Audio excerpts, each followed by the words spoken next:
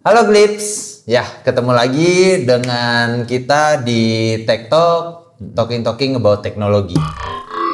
Nah, kembali lagi bersama saya Putra. Saya Bobby. Kita akan membicarakan sebuah teknologi, ya tiap pembicaraan teknologi ya. Kan Tech Talk. Ya, dan tapi ini berdasarkan penasaran gue dulu nih, mau tanya ke Ko Bobby nih. Yang masalah episode kemarin, kenapa pemerintah itu getol banget ngelarang atau agak sensitif dengan cryptocurrency. Level ngelarangnya di sini sih ya. Ada negara yang total bener dilarang, sisanya negara bebas, tapi bebas negaranya mungkin nggak sensi. Yeah. Banyak orang parlemen, DPR-nya biasanya nentang. Ya, ada yang nentang tapi nggak bisa ngelarang juga. Bahkan ada yang percaya government di balik layar Main juga. Coba-coba dia bermain di situ. Nah, kenapa dilarang? Nah, alasannya dulu kenapa dilarang.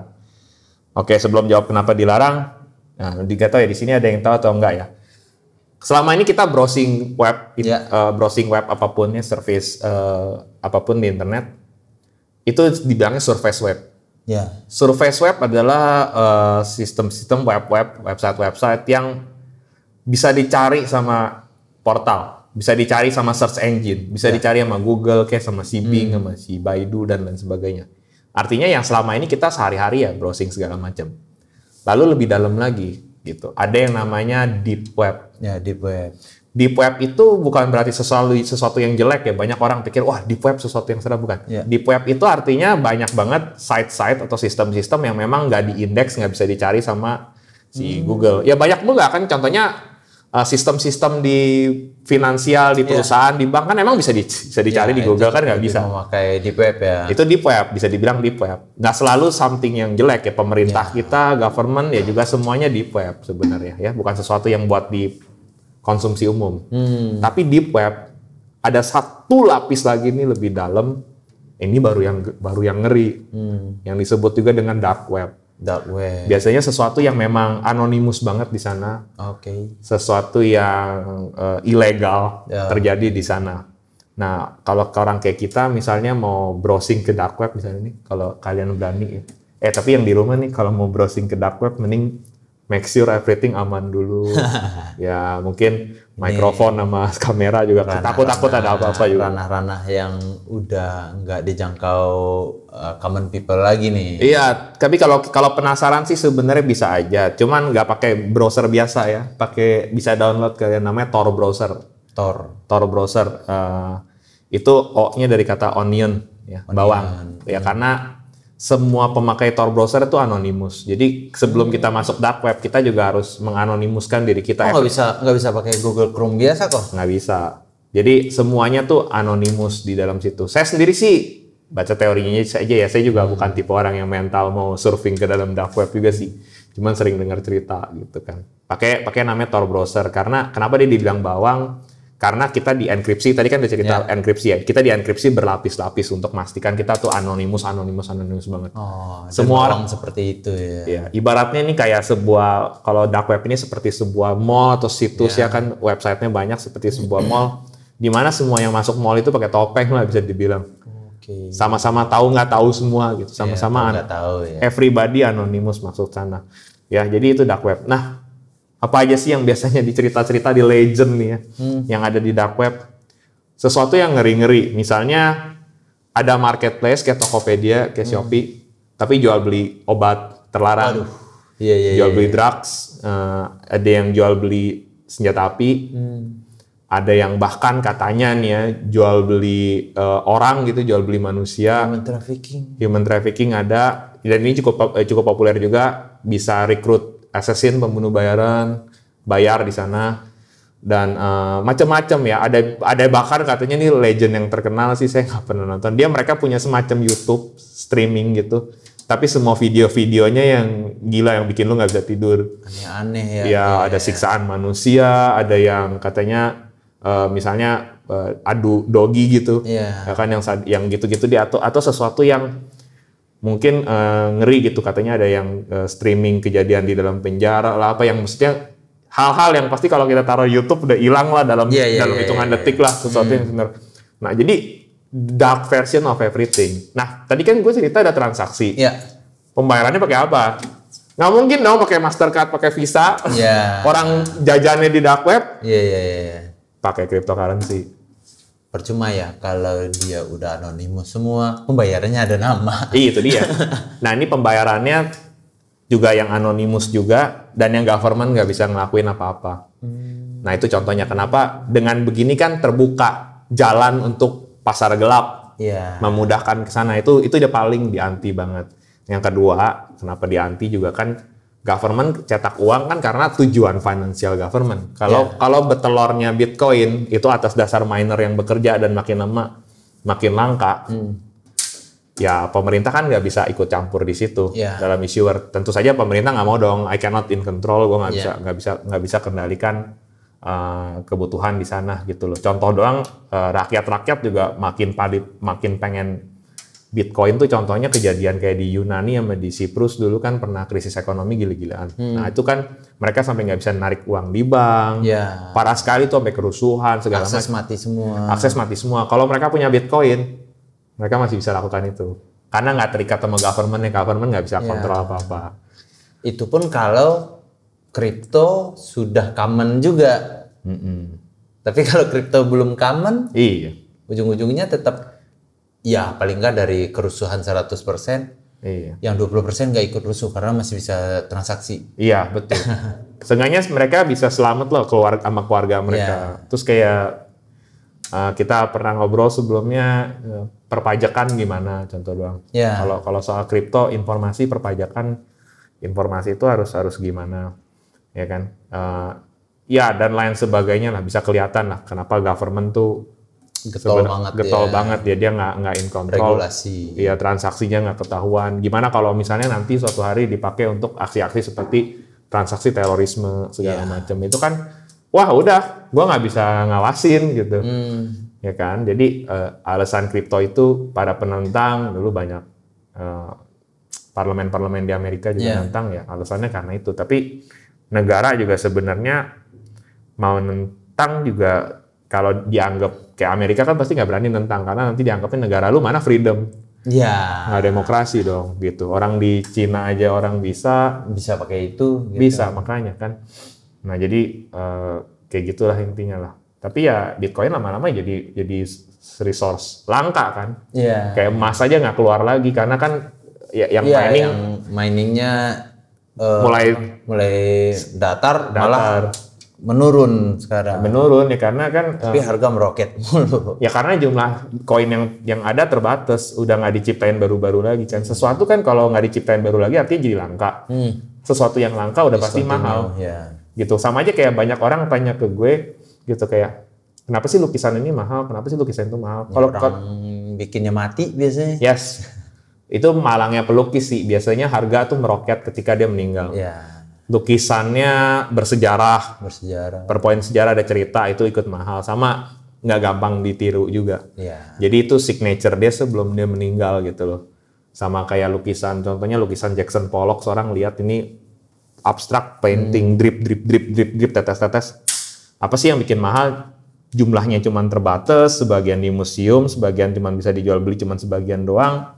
Dan signature dripnya dia tuh sama sekali nggak bisa ditiru orang gitu. Jadi itu yang bikin, nah samanya kayak Bitcoin kalau nggak memproduksi hal baru, maka itu jadi mata uang yang langka, jadi resource yang langka. Itu kenapa kan kita juga invest di logam mulia, LM, di emas. Karena kan ya kalau emas tiap hari dihasilkan atau di dunia resource-nya banyak banget, maka nggak se-worth it itu juga. Padahal kalau kita pikir-pikir, emang emas di dalam dunia kita logam yang berjasa buat apa sih? Meja ini aja besi, baja, stainless steel. Dia benar-benar teruntuk jadi perhiasan. Jadi perhiasan sama nilai tukar doang. Kan sebenarnya walaupun emas katanya penghantar listrik yang bagus ya, tapi kan murahan pakai tembaga gitu loh. Sebagus-bagusnya emas, mending tembaganya dibagusin. Maka itu aluminium dipakai di mana-mana sebagai logam ringan. Nah, itu kan sama kan nilai tukarnya karena pertama emang emas kelangkaannya, yang kedua sudah dari kultur, karena kan yang pertama kali mempopulerkan emas itu sesuatu yang wah banget diperebutkan kan bangsa Spanyol ketika berlayar pertama-tama. Dia bawa itu sebagai currency lah ya. Currency. Nah, atau dia jajah yang lain sih ngambilin emas. Kok tertarik banget nih orang sama emas gitu kan. Nah, jadi gitu. Dan kripto juga kan jadi pemerintah susah ngawasin ini, harganya bisa naik turun nggak jelas, ngambung. Pokoknya gitulah kenapa pemerintah government anti banget. Nah, tadi lagi gue ceritain soal dark web. Ada satu situs nih yang legend banget di Amerika. Yaitu yang tadi gue cerita marketplace yang jual beli barangnya utamanya barang-barang terkait narkoba, obat. Drugs banget. Nama situsnya itu Silk Road, jalur sutra. Itu lucu, logonya kayak pedagang naik onta gitu. Nah, jadi Intel, polisi, ya sampai DEA, anti drugs, pasukan anti drugs segala macam. Itu mencoba mencari ini nih. Siapa sih pedagangnya, siapa yang punya marketplace-nya. Otaknya siapa sih nih? Dan ini happening juga karena Bitcoin jual beli itu. Kayak gue bilang kan, penjualan dan pembeliannya hanya Bitcoin only.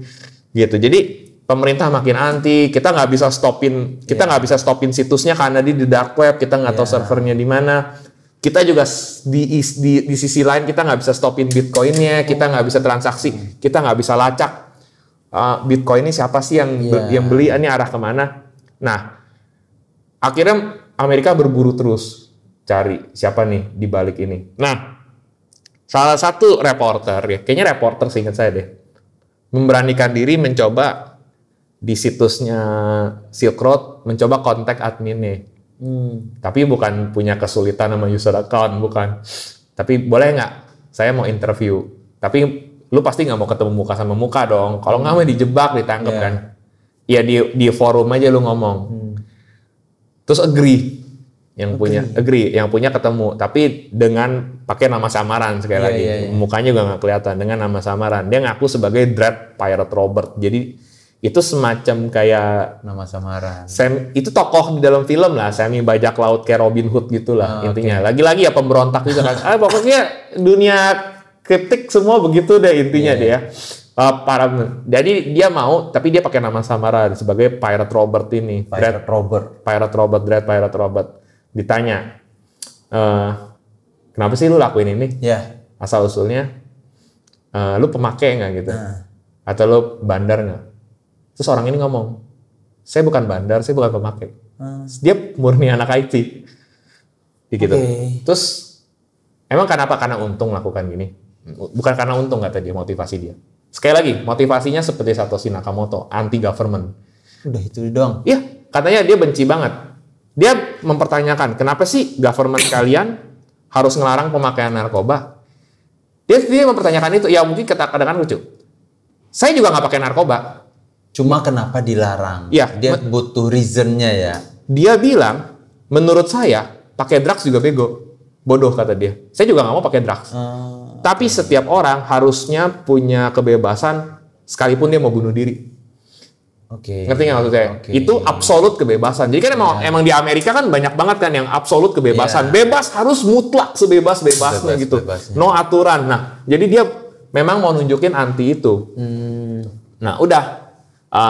Dia bilang ya pokoknya intinya tujuannya gitu deh. Terus setelah berapa lama pemerintah mencoba cari, akhirnya diberitakan di news seseorang tertangkap namanya Roach Ulbricht, ya cowok umur berapa ya saya lupa, dia kalau nggak salah kelahiran 84 nih kalau saya nggak salah ingat, dia sedikit lebih tua dari saya lah dia. Ketangkep katanya ini nih bosnya The Silk Road. Cuman waktu itu masyarakat sangat skeptis karena apa benar Silk Road run under 1%, yang ditangkap nih cuma satu orang, di penjara seumur hidup nggak bakal lepas. Ya, yang kedua buktinya apa dia yang ngelakuin? Kok bisa sih cari di dark web?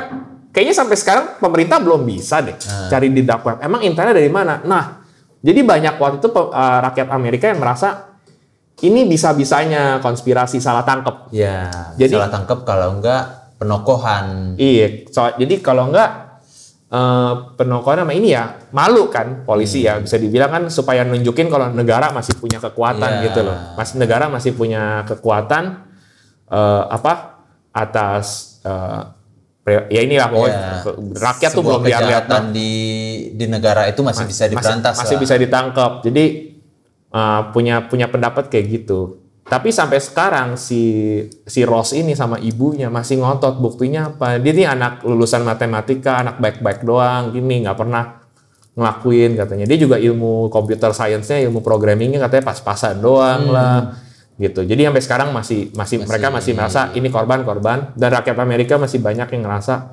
itu pemerintah kayak salah nangkep atau sengaja salah nangkep gitulah, kayak sengaja nangkep. Nah itu kan membuat rakyat malah lebih anti rejim pemerintah lagi ya. Lebih arah berbalik ya. Berbalik. Nah itu hal tersebut makin ngegoreng cryptocurrency lagi. Yuk ayo proyek pemerintah. Jadi rakyatnya malah makin begitu, malah makin rock and roll.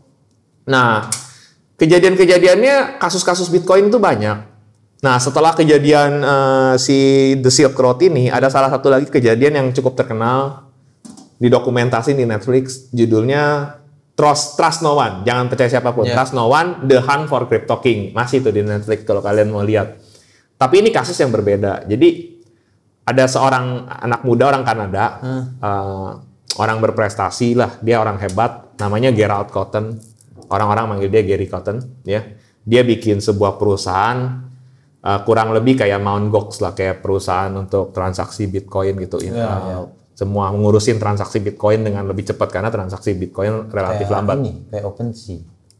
Wah mungkin kali ya, gue juga nggak tahu tuh kalau itu. Mungkin ntar bisa ceritain soal OpenSea.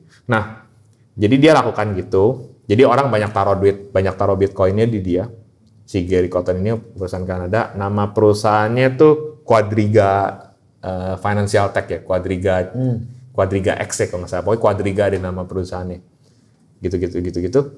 Nah semua orang tentu saja tertarik Bitcoin karena antara liberalnya atau karena gile ini dulu ada orang kayak ekonominya nggak seberapa, sekarang bisa beli mobil sport gara-gara Bitcoin gitu. Gara-gara trading nih biasanya. Ya. Jadi banyak banget di Amerika tuh yang mulai berpikir, ya ngapain gua kerja karyawan gini ngumpulin duit sampai kapan, let's go Bitcoin. Apalagi orang yang mungkin maruk ya, mungkin ketimbang cuman investasi berapa persen hartanya, let's go keluarin semua. Miner juga banyak gitu tuh, keluarin 2 lantai rumahnya computer mining semua, let's go rock and roll, mau cepat kaya gitu kan, kasih ya.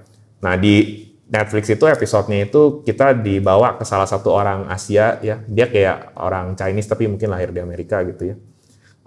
Dia investasi hampir banyak banget harta dia. Kalau saya nggak salah inget dia juga programmer ya. Cuman mungkin saya salah, saya nggak lupa udah lama nggak. Itu nontonnya udah agak lama.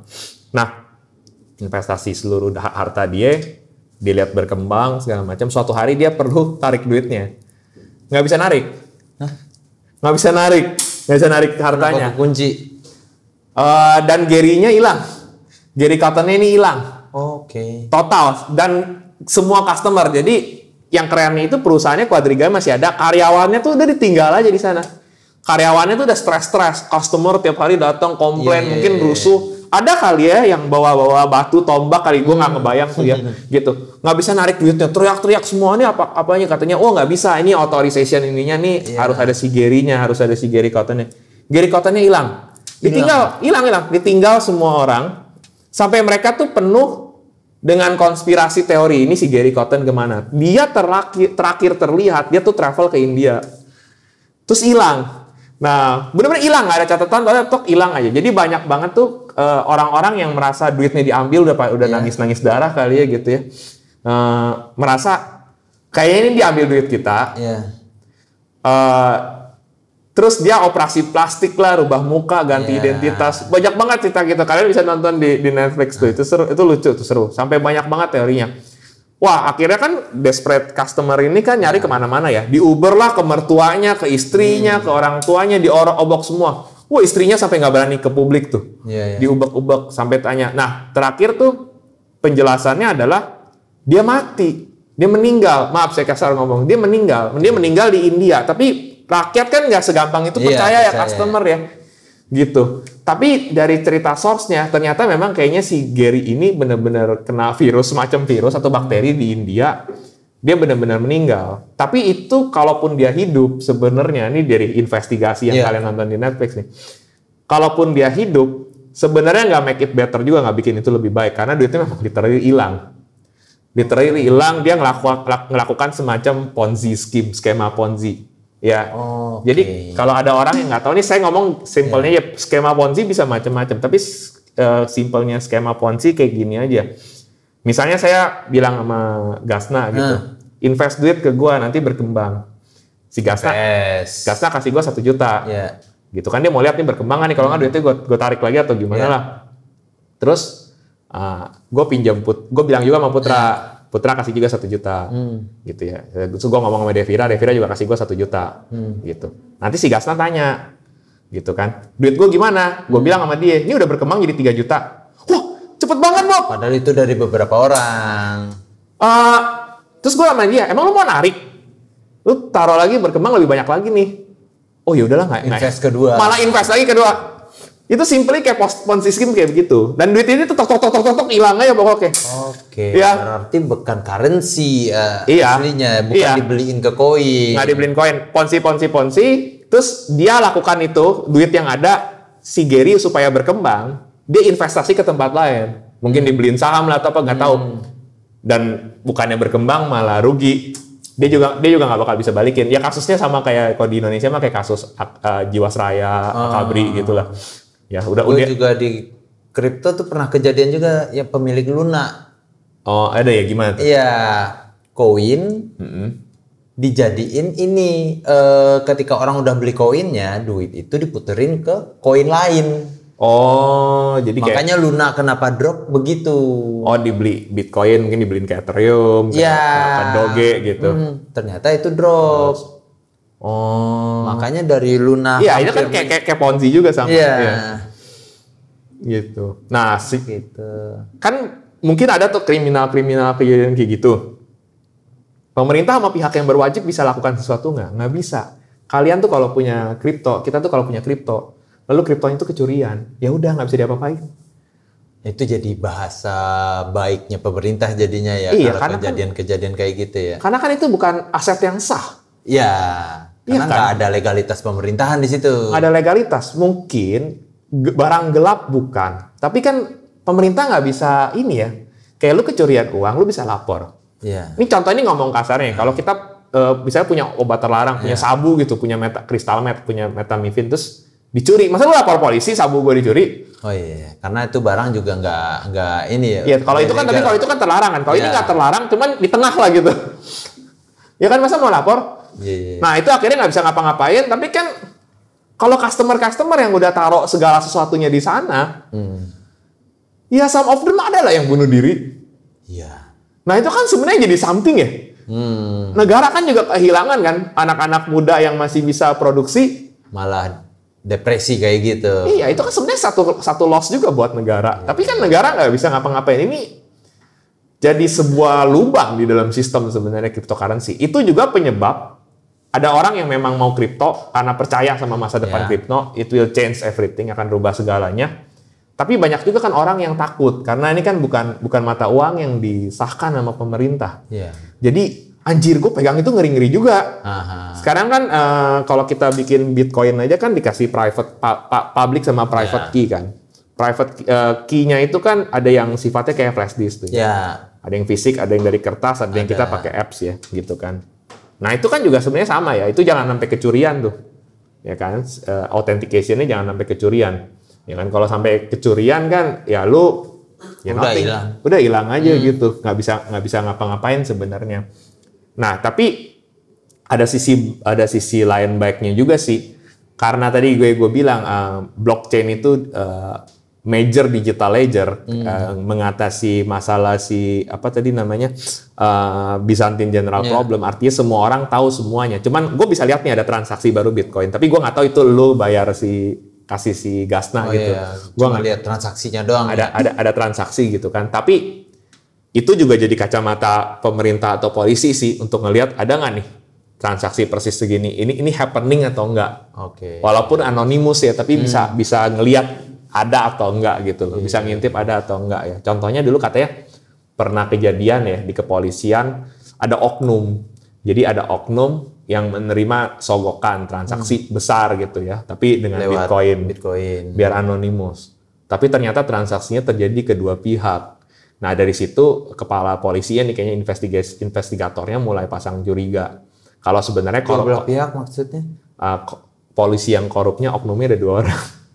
Oke. Awalnya mereka curiga 1. Dari situ investigasi nge-trigger kalau mereka untuk nyari 2 orang dan benar-benar kedapetan 2 orang. Dapat jadinya. Akhirnya dapat, tapi bukan karena kelihatan di Bitcoinnya ya, tapi karena jadi trigger alasan untuk investigasi another person gitu loh. Oke. Gitu. Nah itu contoh doang sih ya. Jadi kenapa ya cryptocurrency ya something lah ya kayak gitu ya. Dan kalau sebenarnya kalau jadi nilai investasi banyak orang kan gemborin beli ya pas murah kan, kalau sekarang udah mahal banget. Beli juga mau naik segimana dan gitu.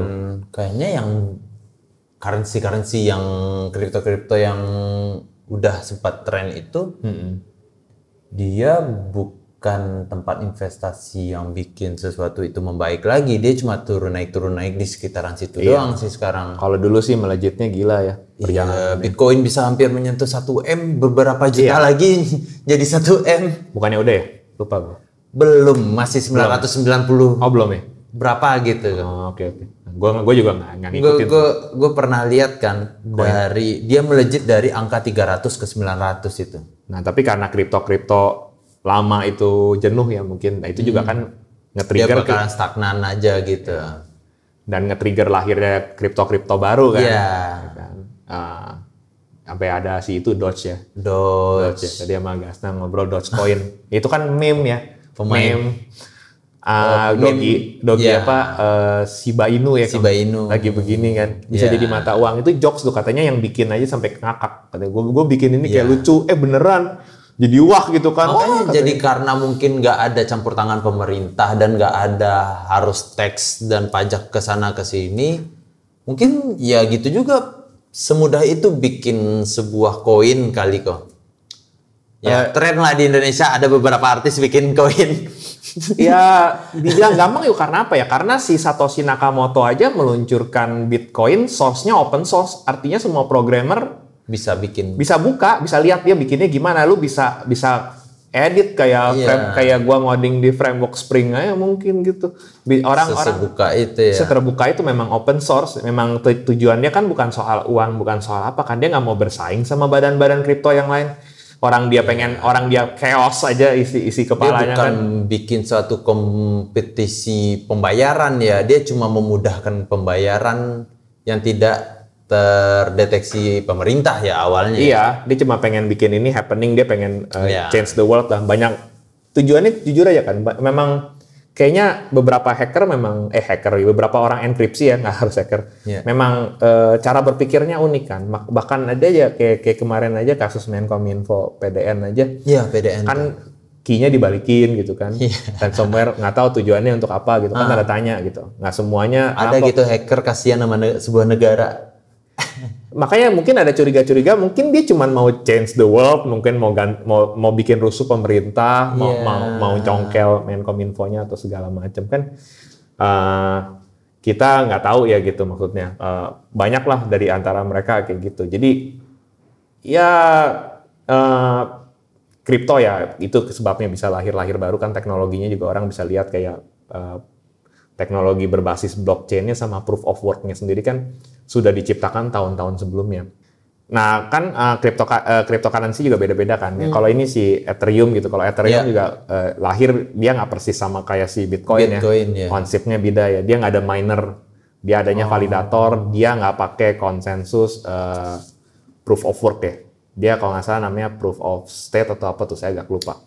Dia pakai rule yang beda lagi. Rule yang berbeda. Jadi peraturan Bitcoin menciptakan satu blok 1 megabyte untuk nyatet beberapa ratusan transaksi setiap 10 menit. Itu salah satu rules-nya proof of work. Proof of work itu konsensus di mana kan ini kan buku accounting-nya, buku ledger-nya kan dipegang semua orang, nggak ada satu central government-nya gitu kan. Jadi setiap kali ada transaksi, untuk memvalidasi transaksi itu orang-orang kroyok. Jadi divalidasi bersama, oh benar nih transaksinya blok yang baru ini oke.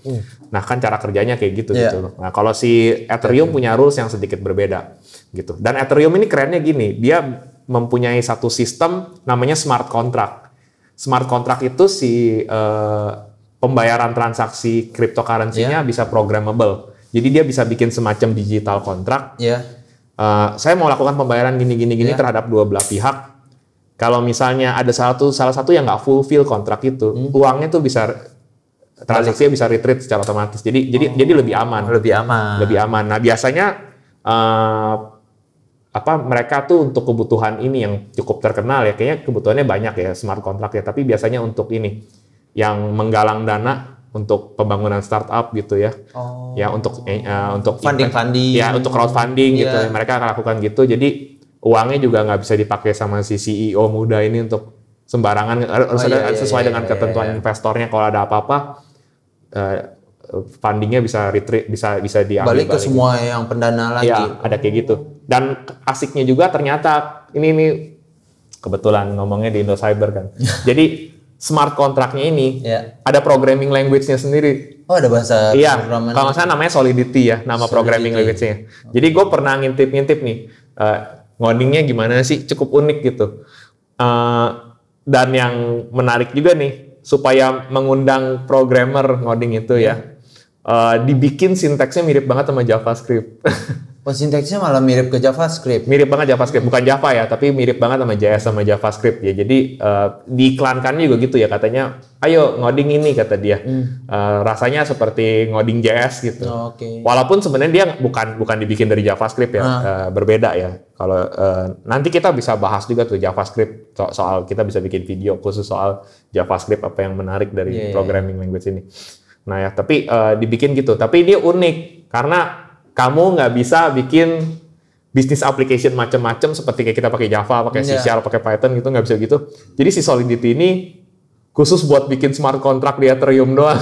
Bener-bener bahasa yang cuma buat smart contract doang. Iya, buat cryptocurrency smart contract doang gitu. Jadi emang effort sih buat bikin satu bahasa pemrograman yang gunanya cuma buat itu doang.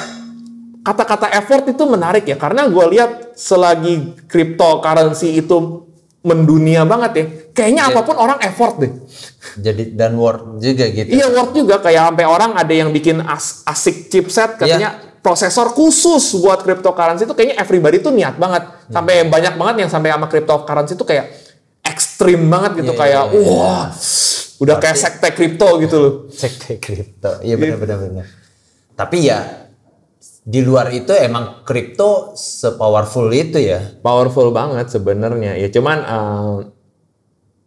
di mata mereka masih kurang powerful. Di mata mereka yang demen banget kripto masih kurang pemakainya gitu. Tapi di mata negara mungkin butuh yang lebih jadi common lagi ya. Iya, tapi mungkin di mata negara khususnya itu membahayakan. anggota yang anti sama ini. Ini malah udah kebanyakan gitu kan. Ya kan? Ini mah nggak hobi lagi kata dia kan. Iya, ini bukan hobi, ini emang currency yang berpindah aja udah. Ya berpindah, cuman kan memang ya kalau dalam waktu berapa jam harga cryptocurrency naik turun, kita mulai ada pertanyaan lagi sih ke sendiri untuknya para teman-teman yang mungkin lebih ngerti investment daripada saya gitu, invest. Ini sebenarnya investment yang sehat nggak sih? Iya. Kalau perubahannya se ekstrim ini dan nggak diawasi. Iya. Perubahan dan grafiknya ekstrim, naik turunnya ekstrim. Kita nggak tahu kenapa dia fluktuatif. Nah itu tuh kok pertanyaan gue tuh kok.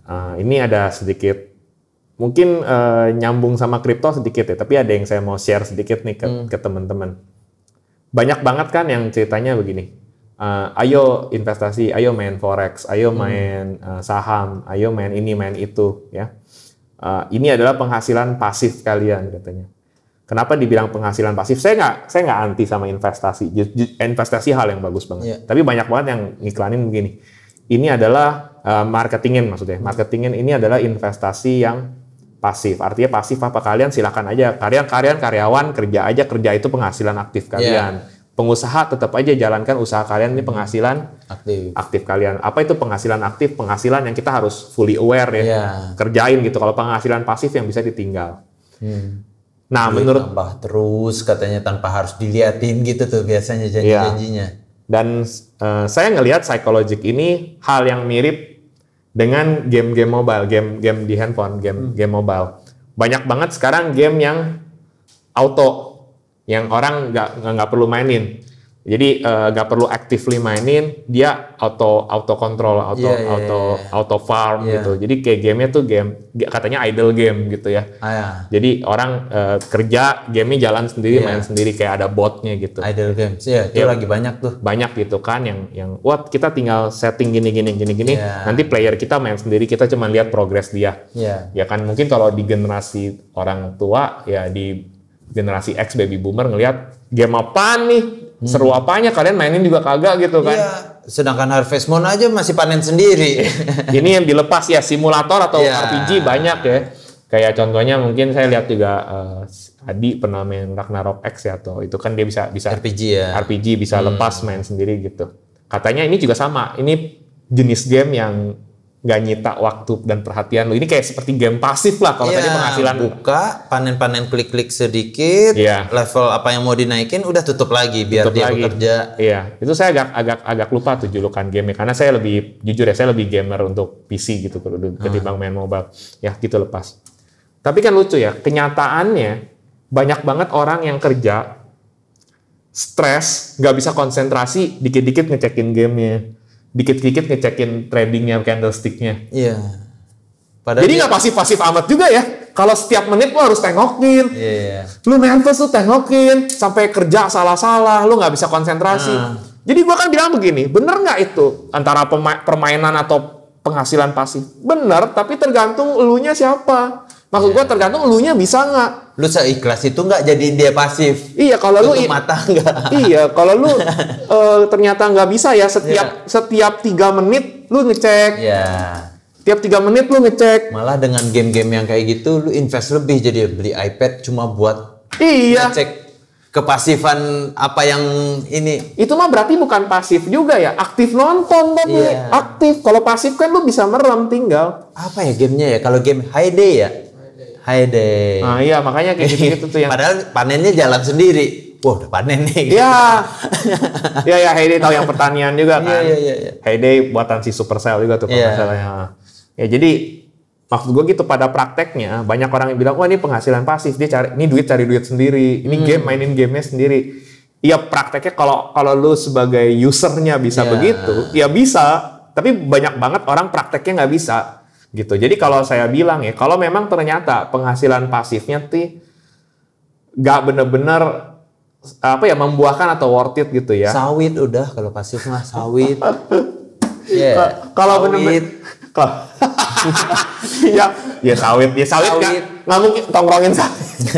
Sawit biasanya apa namanya, naruh duit ke plasma nih, punya bapak 3 hektar udah tiap bulan. Nah itu benar-benar ya susah. Emangnya taruh CCTV ya, dikit-dikit ngawasin. Sawit gue udah nunggu mana?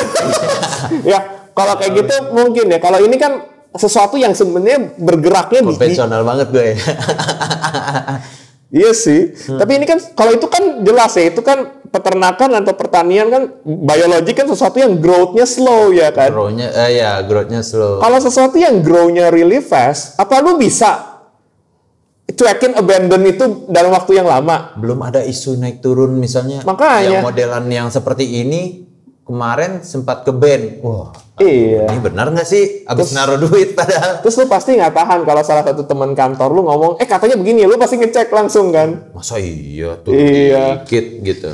Nah itu maksud gua yang sebenarnya nggak masalah, cuman karena cepatnya perubahan, apa lu bisa gitu loh. Jangan sampai maksud gua selama ini jadi hal positif buat hidup lu ya sebenarnya oke aja, tapi jangan sampai ini jadi hal negatif. By the mean hal negatif belum tentu harus rugi duit lu habis. Bisa jadi waktu lu yang habis. Gitu. Itu gua orang yang salah satu yang sangat menghargai waktu. Menurut gua bahkan waktu lebih daripada uang. Itu sebabnya kan waktu itu di Inside Story saya pernah bilang kan time is everything sebenarnya kan. Kalau nggak ada waktu terus kita mau ngapain juga gitu kan. Mau senang, mau cari duit, mau ngapain pun nggak bisa. Waktu nggak jalan. Nah itu maksud saya jangan sampai nanti bos marah gitu gara-gara lu ngabisin waktu di sana bukan kerja yang benar, proyek nggak jalan-jalan, terus lu maksain mungkin ngoding atau kerja sambil lihat itu nggak konsentrasi, bugs di mana-mana, yang rugi satu tim juga kan, maksud saya gitu. Selama itu jadi yang saya ngomong lebih soal waktu, apakah ini positif nggak positif buat lu, ya how pasif atau how aktif ini. Dan ternyata pendapatan pasifnya nggak segede itu. Nah itu maksud saya, itu maksud saya. Tapi kan banyak orang nggak worth it lah, dia harus membuang sesuatu untuk yang itu ternyata ya. Iya, tapi kan banyak orang yang ngiming-ngimingin itu bakal gede gitu ya. Bisa aja, mungkin bisa aja gede. Saya nggak bilang nggak bakal, tapi pertanyaannya cuma simpel gini, apa lu yakin merelakan penghasilan aktif lu buat itu? Lebih kayak lagi itu doang. How sure, seberapa lu yakin? Kalau lu yakin ya sebenarnya go ahead, tapi ya konsekuensi ya tanggung sendiri gitu. Jadi kalau ada apa-apa ya bukan berarti lu lompat dari lantai 10 gitu kan.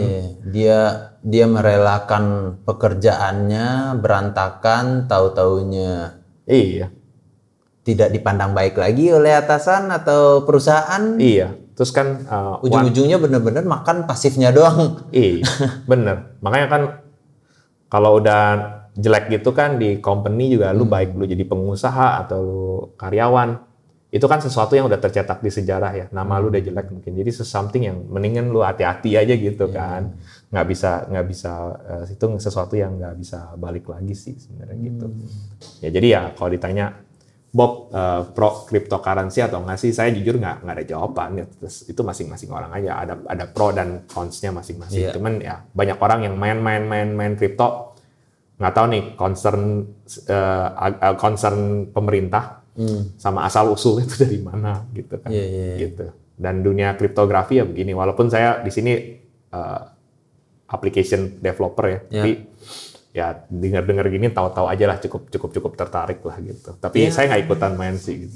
Kalau penasaran ya pelajari dulu deh kayaknya lebih baiknya ya daripada langsung coba pasang sini, coba pasang situ. Emang betul. Ketika grafik turun yang gue lihat ya lu nggak bakalan rugi-rugi. Misalnya taruh 10 grafik turun lu masih bisa narik 9,5 lah kayak gini. Cuma kalau lu nggak punya fundamentalnya ya lama-lama ya duitnya jadi nol juga, apa jadi 1 juta juga. Karena turun, kata orang kalau lagi turun mending jual, ya kita ngejual pas turun mulu jadinya. Filosofi saya sih selalu gini, dalam berinvestasi yang nggak harus kripto doang. Ini dulu dikasih tahu sama seseorang, saya pernah datang ke seminar, pembicaranya ngomong gini, namanya investasi kan related sama resiko ya, pasti ya. Nah saya ada perumpamaan seperti ini. Api itu fire ya. Api itu resiko. Tapi pertanyaannya, gimana nih ada api besar di dalam pabrik sama api kecil di puntung rokok. Tapi api kecil di puntung rokok ini dibuang di taman. Sedangkan api besar ini dalam pabrik. Sebenarnya mana yang lebih beresiko? Ditanyanya begitu. Sebenarnya api besar itu sebuah resiko besar. Api kecil di dalam puntung rokok sebenarnya resiko kecil. Tapi api besar di dalam pabrik adalah resiko yang terkontrol. Artinya pabrik udah siap, pemadam kebakaran segala macam. Kalaupun ada insiden, pabrik udah siap, ada contingency, orang bilang ada bahan serep atau rencana jaga-jaga. Sedangkan puntung rokok adalah resiko kecil tapi yang uncontrollable. Nah, sebenarnya penerapan ini cuman kayak begini. Kalau penghasilan kita 1 juta. Kalau penghasilan kita dalam 1 bulan 10 juta, ya lu nginvest 8 juta kan 80%-nya lu gila. Lu mempertaruhkan hidup lu namanya. Iya, jangan bandingkan sama orang mungkin yang penghasilannya 50 juta per bulan, dia invest 8 juta, 8 jutanya di dia sama 8 jutanya di lu tuh beda. Bukan masalah nominal lagi, iya, persentase. Betul, buat lu 8 juta itu investasi uncontrollable. Karena kalau itu ada apa-apa, that's it. Lu hidup dari 20% atau bahkan lu investasi semua gitu, contoh doang kan. Kalau yang penghasilan 50 juta, dia menginvestasi 8 juta ya hilang, ya udahlah. Ya apalah. Nggak nyampe 1/5. Nggak nyampe 1/5-nya. Nah itu kan maksud saya kayak gitu. Itu semua ya maksud saya di hidup ini ya, baik lu jajan atau investasi atau apapun, jangan ngukur kemampuan lu pakai kemampuan orang, gitu kan. Oh tuh lihat tuh. Ini yang baru fight nih belum lama nih di Beyond Kombaturan di Pangalila ditendang aja sama KKJ nggak apa-apa. Lu nggak apa-apa lah Bob, lu ditendangnya, gue ditendang kayak gitu mati gue nggak bangun lagi. Dia kan kuat gitu kan. Nah itu kan nggak bisa ngukur pakai kemampuan orang gitu loh. Wah, buat itu dia aja investasi 8 juta beli ini. Oh, saya juga dong, kan beda. Jangan maksain di posisi orang gitu. Itu doang sih saya bilang. Selama lu bisa kontrol, kalau lu penghasilan 10 juta, ya mungkin 1 jutanya banyak gitu kan. orang keblinger dengan happy story lah. Iya, betul. Jadi udah nggak mikir lagi. Gue invest 3 bulan, per bulan 10 juta, 30 juta nih dalam 3 bulan. Ternyata lagi naik-naiknya menang 300% jadi 90 juta. Iya. Sedangkan pendapatannya pas 10 juta juga. Tapi lagi nggak naik ke 300% kayak dia. Iya. Nah, jadi dia udah mengorbankan lebih dari buat hidupnya sih, kayak orang yang belum ngerti mungkin. Tapi guys, saya rasa TikToknya konversasinya boleh diakhirin deh kalau kita lanjut. Bukan TikTok lagi nih, jadi ngomongin jadi bisnis ya? Jadi bisnis, jadi trading ya, iya. Jadi trading nanti kemana-mana. Dari gara-gara berawal kripto ya. Walaupun memang TikTok ngalor ngidul sih kemana-mana sih.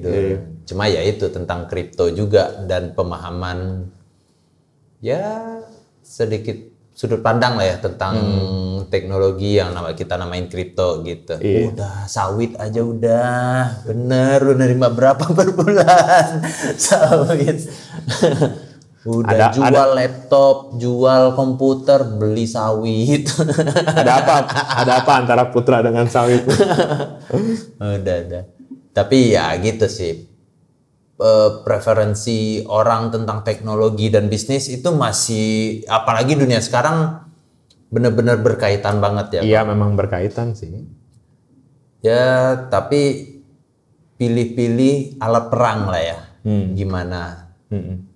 Ya, mungkin lagi tren alat perangnya coba pakai kripto, mau nyoba jadi miner juga, ngerti masih relate dengan dunianya juga coba gitu ya kayak. Iya. Ya semua preferensi lah ya. Preferensi. Oke guys, sudah ngalor ngidul ini kita. Ngalor ngidul banget. Udah menit ke ya 40-an lah ya, hampir 50 dari pembahasan yang pertama ya kok ya, dari apa sih namanya? Dari kuantum komputer. Ya pemahaman kita juga ini juga bakalan relatable ke nantinya karena ya teknologi berkembang ya kok. Nah jangan lupa di subscribe channel kita di Indo Cyber Global Teknologi, like dan share juga ke teman-temannya. Siapa tahu emang ada lagi isu nih mau nanyain, boleh kita bahas juga. Gitu. Kalau bisa jawab. Ya bisa dijawab sama Ko Bobby dijawab. Kalau emang kita buka bahasannya juga dulu, siapa tahu ada yang jawab lagi di komen. Iya. Gitu. Dan jangan lupa follow IG kita di @indocyber.id dan follow juga kita di LinkedIn. Kita juga share beberapa knowledge lah di LinkedIn dan info-info gitu. Untuk karir juga ada infonya di page-nya Indo Cyber Global Teknologi. Dari saya Putra undur diri. Saya juga Bobby undur diri. Oke, bye-bye Glips. Bye.